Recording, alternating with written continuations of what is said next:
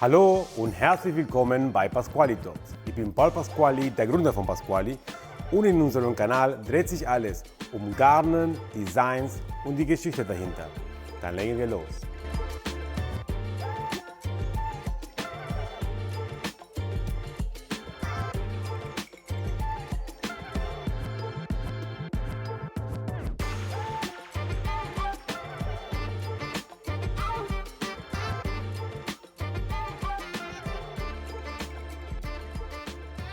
Hallo, vielen Dank, dass ihr heute bei mir wieder eingeschaltet habt. Heute dreht sich nicht viel um Designs und es dreht sich eher mehr um eure Fragen. Ich habe vor einigen Tagen auch euch gesagt, bitte schickt mir eure Fragen, die ich gerne in einer Sendung beantworten würde. Und einige haben auch Frage per Instagram geschickt und diese Frage möchte ich heute beantworten.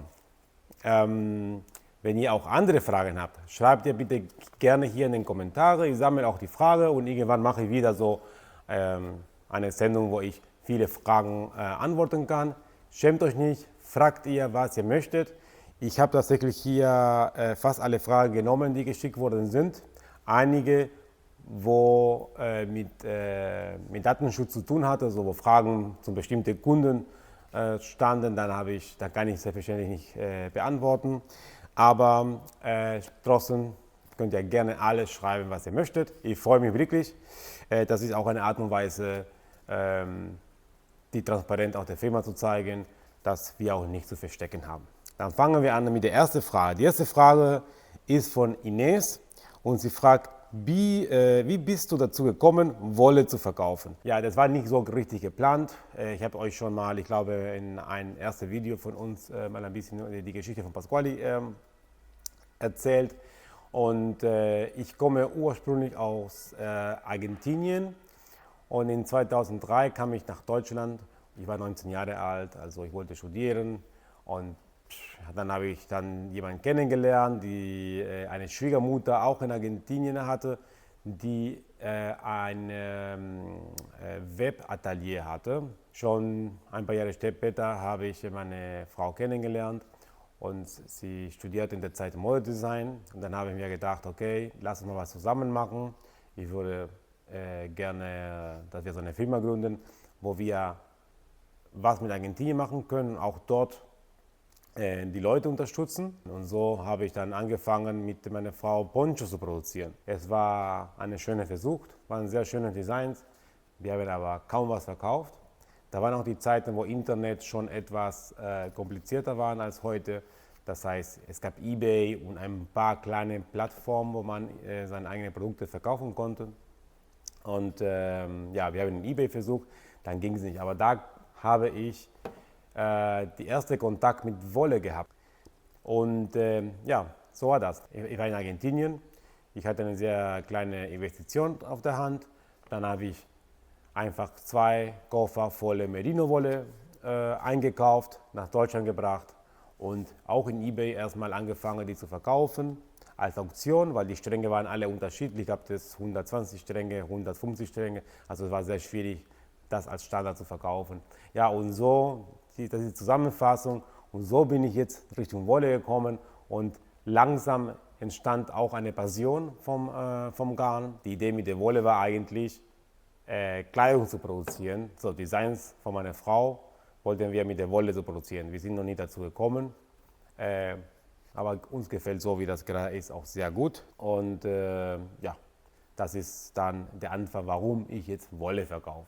Also hier noch eine Frage von Ines. Warum in Deutschland? Ich wollte eigentlich in Spanien studieren, kam ich nach Deutschland erstmal und für die Wartezeit, bis die Uni anfängt in Spanien, dann habe ich dann Deutsch gelernt und als ich Deutsch gelernt habe, dann habe ich auch Leute kennengelernt und man macht viele Freundschaften.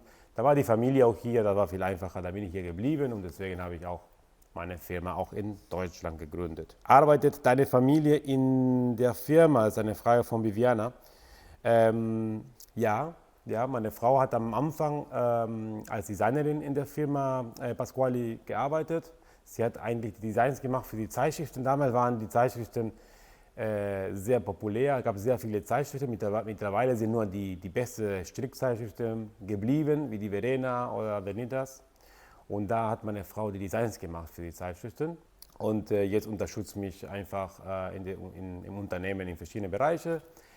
Da ist auch meine Tochter da, die hinter der Kamera ist, die auch hier die Videos aufnimmt und editiert. Und sie war mit mir auch in Chicago. Wir waren dort auf der Messe und sie hat mir geholfen. Und wenn es so weitergeht, sie überlegt, irgendwann komplett in die Firma einzusteigen. Dann schauen wir mal, wie sich so weiterentwickelt. Strickst du? Fragt Rumiana. Nein, ich stricke nicht. Ich habe in München-Gladbach oder in Reit bei der Hochschule Niederrhein, habe ich während der Firma, also die Firma existierte schon, dann habe ich angefangen in 2012 Textiltechnologie zu studieren und selbst dann auch Garne produzieren zu lassen, um noch mehr zu verstehen, was dahinter steckt. Da habe ich gelernt, wie das Konzept Stricken funktioniert und wie eine Strickmaschine funktioniert, aber eher in industriellem Maße. Per Hand wurde mir schon mal beigebracht, damals die Bettina Wienecke, eine Freundin und auch Handfärberin, hat mir damals in einem Sommerfest auch das beigebracht. Habe ich versucht, was zu stricken. Ich habe es hinbekommen, aber nicht zu Ende, ein Schal. Und da ist geblieben. Also ich werde irgendwann versuchen, ich brauche wahrscheinlich etwas komplizierter, wo ich wirklich meinen Kopf ausschalten kann und mich nur an dem Gestrick konzentrieren kann. Aber ich werde tatsächlich irgendwann nochmal versuchen. Trotzdem gefällt mir sehr zu sehen, was ihr so strickt. Und ich tue nicht nur so, ich gucke wirklich eure Strickteile in Instagram oder wie auch immer, wo ihr das postet. Und ich liebe das zu sehen, was ihr aus unserem Garne auch erstellt. Dann gibt es eine Frage von Emily. Wie sieht ein typischer Arbeitstag bei dir aus? Bei mir auch. Okay. Es ist so unterschiedlich. Also es gibt keinen Tag, der gleich ist. Es ist so, dass jeden Tag arbeite ich und ich konnte auch manchmal zu Hause bleiben, aber mir macht richtig Spaß und ich komme auch sehr gerne in der Firma und arbeite ich auch sehr gerne. Und jeden Tag ist anders. Heute zum Beispiel, ich überlege, was ich heute alles gemacht habe. Gut, erstes des Monats. Newsletter mal gecheckt, dass alles richtig war. Bestellungen bei der Lieferantin abgegeben, noch für die Wintersaison. Ideen nochmal aufgeschrieben für ein neues Kennenlernpaket, die wir irgendwann anbieten möchten. Wir haben vor einiger Zeit für ein neues Garn auch die Farbpalette entschieden. Dann habe ich mit den Lieferanten nochmal das alles abgesprochen. Ja, viele E-Mails. Jetzt sitze ich hier. Der Tag ist noch nicht zu Ende. Gerade ist 3:30. Also es dauert noch ein bisschen. Ja, also jeden Tag ist anders. Manchmal arbeite ich auch am Wochenende, manchmal bin ich auch Messe unterwegs. Ich besuche auch die Farmen. Dieses Jahr war ich in Argentinien. Ich werde jetzt im Oktober in Peru sein. Ja, sehr, sehr unterschiedlich. Danke, Emily, für deine Frage. Dann gibt es noch eine Frage von Ronald. Er fragt, wenn ihr ein neues Garn entwickelt, womit fängt ihr an? Mit der Faser, mit der Idee, mit einer Marktlücke oder mit einer bestimmten Eigenschaft? Sehr unterschiedlich. Auf jeden Fall nicht mit einer Marktlücke. Ich gucke jetzt nicht drumherum, was die anderen machen. Deswegen weiß ich nicht unbedingt, wo die Lücke ist. Und eigentlich das Erste, was für mich ist nicht was ich schaue, ist nicht, ob eine Marktlücke ist, sondern ob eine Lücke in unserer eigenen Kollektion gibt. Weil da sehe ich, gut, wir haben zu viele Garne in der Stärke Fingering und zu wenig Worsted, sage ich mal. Dann kommt die Überlegung, ob wir einen Worsted-Garn bringen oder eher brauchen vegane Garne und so weiter. Erstmal gucke ich, was brauchen wir in unserer Kollektion. Dann schaue ich mal, welche Eigenschaften, wofür das Garn ist oder welche Eigenschaften sollte diese Fasermischung haben. Und dann schauen wir mal, ob es möglich überhaupt ist, das zu produzieren, was ich möchte oder nicht. Ich habe einige Entwicklungen, die gerade laufen, auch Neuigkeiten, die noch nicht in Europa auf dem Markt zu finden sind.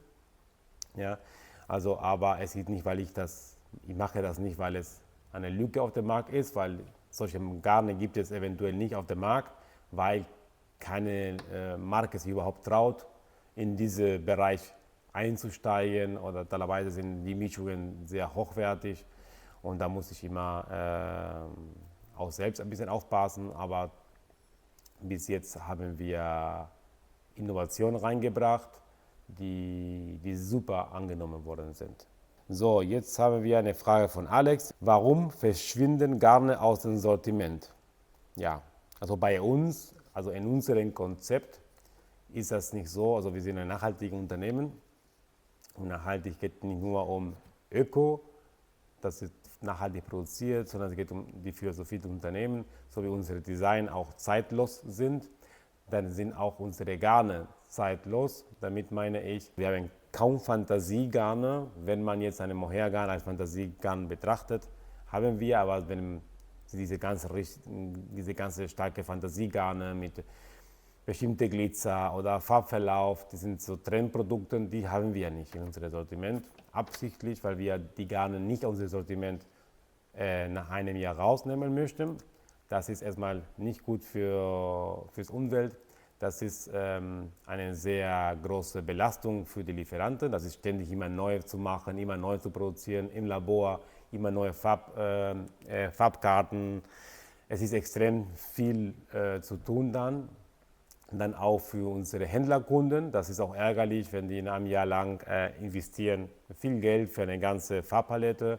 Die bringen das im Laden. Ein Garn braucht manchmal mehr als ein Jahr, bis das Garn erfolgreich wird. Und dann nimmt man das raus, dann müssen die Kunden, die Händlerkunden unter dem Preis verkaufen, sodass sie das auch schnell wegkriegen. Trotzdem haben wir Garne, müssen wir manchmal uns von Garne verabschieden. Und einmal war zum Beispiel das Garn Jeans. Es gibt noch ein paar Farben auf Lager mit 20% Rabatt. Also wenn ihr auf der Webseite geht, da wird direkt ein Warenkorb abgezogen. Nutzt ihr das aus. Wir haben das schon lange angekündigt, dass es rausgeht. Jeans ist ein sehr schönes, strapazierfähiges Baumwollgarn. Das ist recycelte Baumwolle. Es passt aber nicht ganz mit unserem Konzept, weil Nachhaltigkeit ist ganz oben bei uns, aber auch Hochwertigkeit. Und ein recyceltes Garn ist nicht immer hochwertig. Die Jeans war hochwertig für das, was auch benutzt wird, für Pullis, für Taschen, aber weil es sehr robust war. Wir haben gesagt, okay, das passt nicht mit die ganze Kollektion, wo alles sehr weich ist bei uns. Wir haben uns dann entschieden, die rauszunehmen. Jahrelang hatten wir das Garn. Sonst, wir nehmen ein Garn raus, wenn die Produktion eventuell nicht mehr möglich ist oder wirklich, wir haben lange versucht und vielleicht am Anfang lief das ganz gut und dann ging das Garn, die Verkäufe langsam runter. Und wenn das Interesse nicht mehr da ist, man versucht das nochmal an den Markt zu bringen. Aber wenn es nicht mehr klappt, tatsächlich, dann müssen wir uns verabschieden. Aber das ist wirklich sehr selten. Also von unserer aktuellen Kollektion, die wir haben, habt ihr keine Angst. Wir sind nicht geplant, dass etwas rauskommt, außer wie gesagt, das Country Jeans. Dann kommt die Frage von Rita. Rita fragt, bezieht sich das Wort Baby bei Wollbezeichnungen auf ein junges Tier oder auf Babyweich? Ist die Frage, was ist ein Babytier? In der Regel bei der Baby-Alpaka zum Beispiel handelt es sich, so wie auch bei Baby-Kaschmir, handelt es sich um eine sehr feine Alpaka- oder Kaschmirfaser, außergewöhnlich fein. Bei Kaschmir wäre 13,5 Mikron statt 15,5 Mikron, was klassisch ist. Bei Baby Alpaka liegen wir Baby Alpaka so 21 bis 23 Mikron. Die Superfein ist über und da gibt es zum Beispiel Royal Alpaka, das ist etwas feiner. Das ist eigentlich die Bezeichnung von der Faserfeinheit. Das ist eine Bezeichnung, die nirgendwo registriert ist. Es ist nicht einheitlich. Es gibt Firmen, die würden Baby-Alpaka vielleicht nehme, in eine Spinnerei vielleicht sage, das ist unsere Baby-Alpaka und das ist viel dicker oder viel dünner als unsere. Aber standardmäßig ist 21 bis 23 Mikron. Klingt sehr dick im Vergleich mit Kaschmir, aber heißt das nicht, dass es nicht weich genug ist. Also es ist sehr weich. Es ist nur bestimmte Faser haben andere Feinheit und andere Weichheit. Und bei Baby zum Beispiel Kaschmir oder Baby Kamel haben wir auch Camel Decay. Da liegt bei 17 bis 18 Mikron. Da handelt es sich meistens um die erste Schuhe des Tieres und das Tier ist ungefähr ein Jahr alt. Es gibt aber Tiere, die älter sind, die trotzdem eine sehr gute Feinheit haben, wenn das Tier gut ernährt ist, gut gepflegt ist, wenn die Witterung ganz gut war, dann haben die auch eine bessere Feinheit. Und es gibt auch manchmal Tiere, die 3 Jahre alt sind, Alpaka, die 3 Jahre alt sind und trotzdem eine Babyfaserqualität hat. Keine Angst, keine richtigen Babys, Neugeborene werden geschoren, sonst würden die durch die Kälte sterben. Meistens im Frühling werden geboren, wo noch sehr kalt ist auf den Bergen. Also das macht man nicht, das macht man eher dann ein Jahr später. So, und die letzte Frage, was ich hier habe, ist so eine Frage, wo ich wusste, soll ich das nehmen oder nicht? Weil, ja, aber mir wurde schon das auch mal gefragt und ich antworte immer sehr ehrlich. Ich werde jetzt die Marke nicht nennen, aber ich werde diese Frage antworten. Das ist eine Frage von Nati. Ist eure Kaschmir dasselbe Kaschmir wie das von? Warum ist eure Kaschmir teuer? Okay, die Frage bezieht sich auf eine Marke und ich weiß, warum die Frage kommt. Also wir haben seit 2 Jahren, habe ich schon mehrmals erzählt, wir produzieren exklusiv unsere Kaschmirwolle bei Cariaci. Also unsere Kaschmir, was wir jetzt haben, hat niemandem. Nur wir im Hamstrickbereich, diese Qualität mit dieser Feinheit und diese sehr hochwertige Qualität. Der Preis ist höher als bei anderen Marken, nicht unbedingt diesen, allgemein mit anderen Kaschmir-Marken in dem klassischen Segment. Unsere Kaschmir ist kein Ersatzprodukt, sondern es ist eine Premium-Kaschmir. Es ist eine Stufe weiter. Unsere Firma ist in Deutschland. Wir haben erstmal deutsche Löhne, deutsche Steuer, das kennt ihr auch. Dann noch dazu, wir verwenden sehr hochwertige Faser, die auch einen anderen Preis haben in dem Einkauf. Wir haben eine sehr starke Kontrolle, das heißt, wir haben auch viele, in denen so Abfälle pro Kilo Kaschmir. Keine richtigen Abfälle, weil das wird bei uns intern weiterverwendet. Aber wenn ein Knäuel bei uns 23 Gramm ist oder 28 Gramm statt 25 Gramm, werden diese Knäule schon direkt bei den Personen, die Knäule macht, getrennt. Da kriegen wir manchmal bei Kaschmir Delizia, weil es eine dicke Länge hat, da können wir halbe Kilo von 10 Kilo, halbe Kilo als Reste bekommen. Das verwenden wir nachher für Designs, für Kooperationen mit anderen Designern. Aber es landet nicht beim Verkauf und dieses Gewicht bei uns sehr gut aufgepasst ist, dann zahlt auch richtig der Wert, was das Garn hat. Ja, das ist eine Faserfärbung. Faserfärbung ist viel hochwertiger, im Bereich Kaschmir mindestens viel hochwertiger als eine Strangfärbung. Kostet auch mehr. Also das ist, warum unser Garn teuer ist, aber die Qualität ist unvergleichbar. Aber früher haben wir das Garn in Biella produziert und ich glaube, deswegen wurde diese Frage geschickt. In Biella, es gibt Marken, wie diese hier genannt wurde, es gibt aber auch andere Marken, die haben keine eigene Spinnerei. In Biella gibt es viele Spinnereien, viele Färbereien, viele Knäuler, viele Wäscherei und alles mögliche. Das heißt, bestimmte Marken, die kaufen die Faser, die bringen zum Spinner, die holen vom Spinner ab, die bringen das zum Färber, vom Färber bringen wir zum Knäuler und so weiter. Also es gibt viele Menschen in Italien, die diese ganze Produktion managen. Und diese Marke hat auch keine eigene Spinnerei und hat für uns auch dieses Management genommen damals. Wir haben unsere Biofaser, die auch zertifiziert waren von der mongolischen Handelskammer, wir haben das in der Schweiz gekauft. Die wurde nach Biella gebracht und diese Person hat für uns das gleiche Prozess gemacht.